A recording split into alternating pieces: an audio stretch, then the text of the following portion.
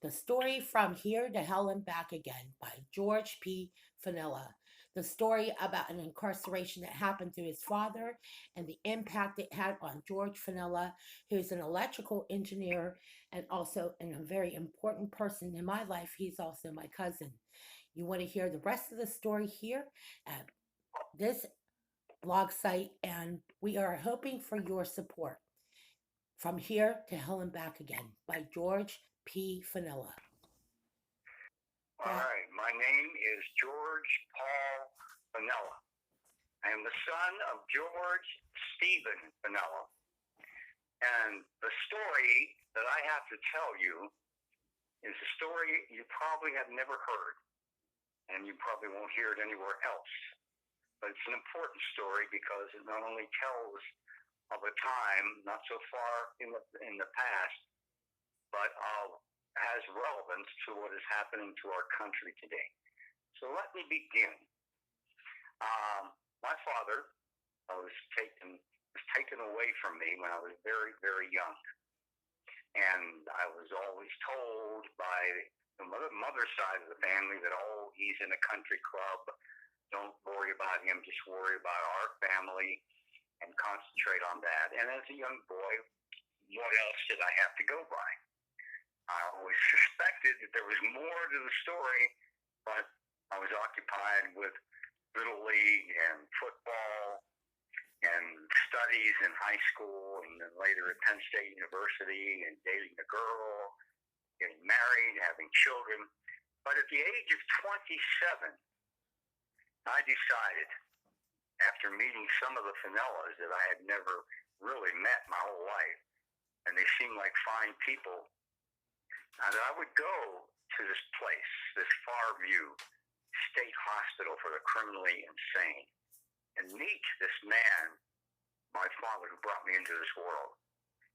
And so I flew up to there and rented a car and drove to this remote place, this remote location that looked foreboding, like a maximum security prison of some kind, and asked to see him, told them who I was, and they brought him into a room, and we had a guard standing over us listening to every word. And I brought my Penn State degree with me, and I said, I'm Georgie, I'm your son. And he just had this blank, faraway stare in his eyes, like his brain was vacant. He was expressionless. He didn't say a word. He just sat there and stared at me as I spoke. Well, this went on for some time, and then when I got little or no response from him in any way, I began to think, well, this man doesn't even have a brain. I mean, somebody has destroyed his brain completely.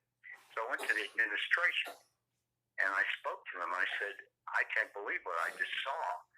This zombie character that was once my father. And I said, I want a copy of all of his file and what was done to him here. And the man turned his back to me, the administrator. So I raised my voice and I said, hey, I'm talking to you, and I'm his son.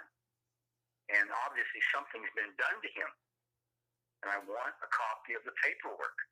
And so then I got really, when he kept ignoring me and wouldn't speak to me, and then I think I might even said, I'm going to sue this place and you for everything you've got. You don't give me what I want.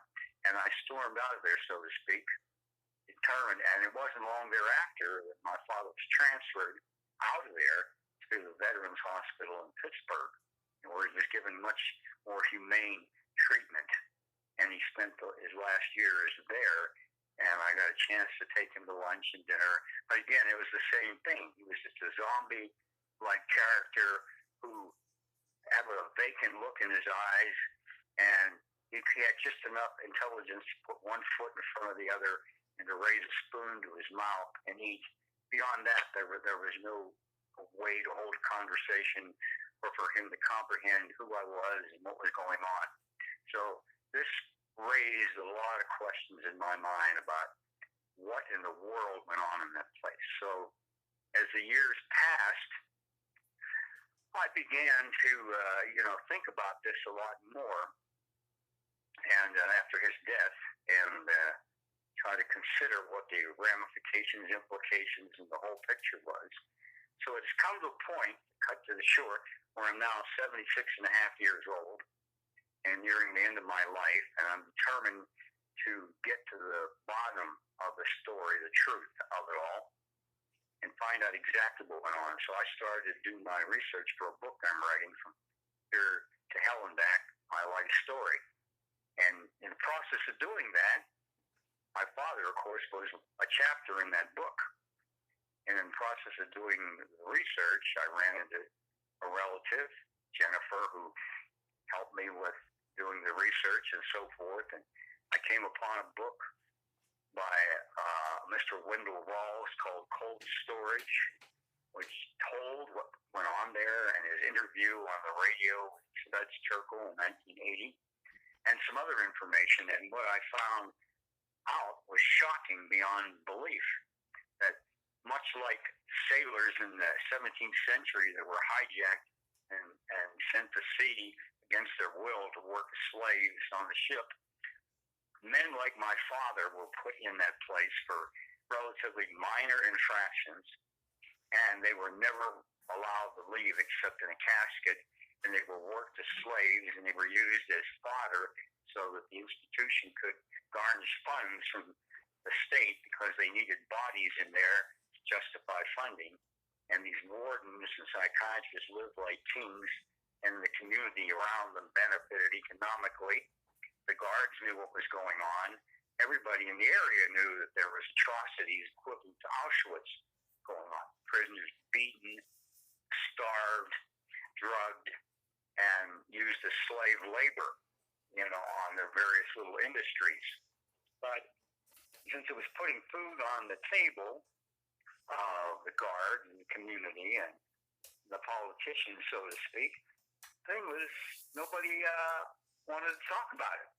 And the media didn't do its job, covered it up, and did their little part in this play, this travesty, we had just fought World War II and exposed the German places like Auschwitz and concentration camps. Well, what it amounted to is America had its own Auschwitz, and it was under a cute little name called Farview Hospital for the Criminally Insane. What a cute name. What was behind that name was utter suffering and degradation and literally slavery. My father was in there probably over 30, 35 years of mostly slave labor.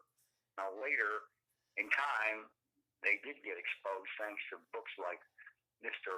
Wendell Rawls' book, Cold Storage, and there were some improvements, and they started to pay them a little bit of money. But for many, many decades, men were literally enslaved, worked for nothing, and were beaten and tortured and drugged if they objected. All kinds of atrocities went on. Everything that you would imagine going on in Auschwitz, other than the crematoria, was the only thing missing. And whenever the guys died, families were told they had a heart attack or something, and never sent a bill, by the way, for the care. Can you believe that? Of their own relatives. And the ones that were never visited, like my father, because his family basically felt, was shamed by, he was the firstborn and the hope of the family, and here he was put in a hospital for the criminally insane. It was a 400-mile trip one way diagonally across Pennsylvania in those days. Very difficult. You can visit him after a while. They abandoned all visits. They told the neighbors that he was dead to try to hide the shame, but the neighbors knew of the story.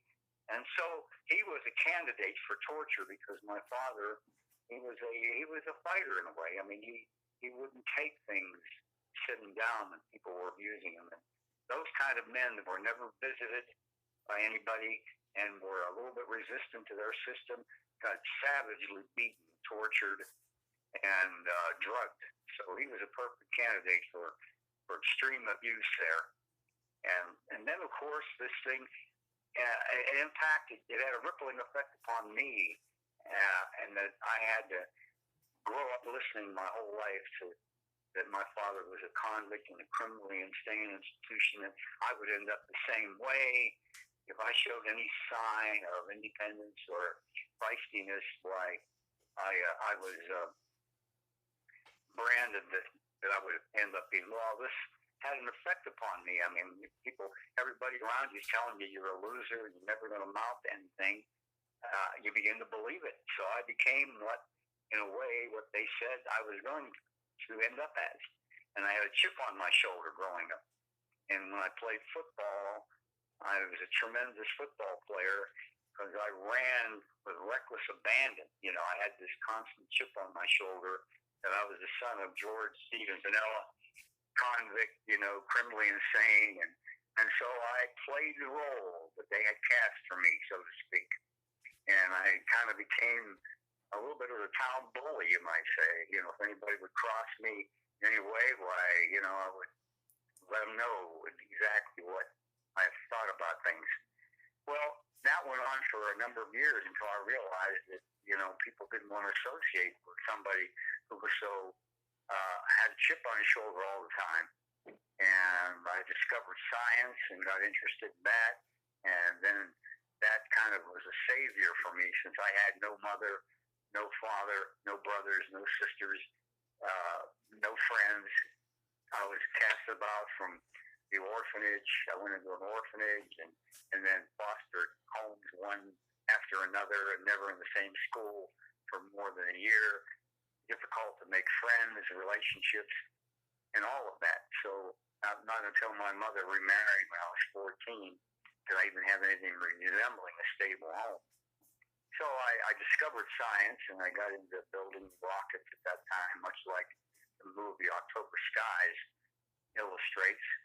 And that became my passion to build rockets and aircraft and to become an American fighter pilot. And I was determined to do that. So to do that, you had to have a college degree, and I went to Penn State University to get that, where I met the girl I later married, and had a couple of children with her. But of course, this thing with the Fanala name kept lingering in the background, because naturally her name became Fanala as well. And so I had to tell the story to her. And so the rippling effect of my father's imprisonment just kept coming up again and again and again throughout my entire life. Where most people, when you ask them about their dad, oh yeah, my dad was a welder or a bus driver or a doctor, and they tell you all about it. When people ask me that, what could I say? My dad was in a criminally insane institution 1 minute. for all his life. And my story was not one that I wanted to tell until now. Now I want to tell it, because I'm at the end of my own life.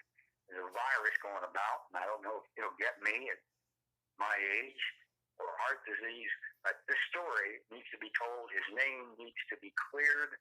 There's nothing wrong with the Fanala name. A lot of the Fanalas have succeeded very much so in life. And this is a proud name, and with just one stain on that name that needs to be addressed. And there should be consideration for restitution. If you can give restitution to ex-black slaves and their offspring, and Japanese Americans and their offspring, then what happened to my father was slavery, out and out torture and slavery, every bit as brutal as Auschwitz. And restitution should be forthcoming. Not only a apology for what was done to him and a clearing of his name, but restitution, and so that this never happens again. And we have an economy now on the way to recovery. And the question is, are we going to have enlightened capitalism or unenlightened capitalism in the future? We've had unenlightened capitalism, blatant greed, where horrible things are done to people like my father in the name of making money, basically. Or are we going to go forth and put morality in our religious beliefs, the Ten Commandments, and the Golden Rule ahead of just naked greed? That is a burning question. So the story of my father addresses all of that.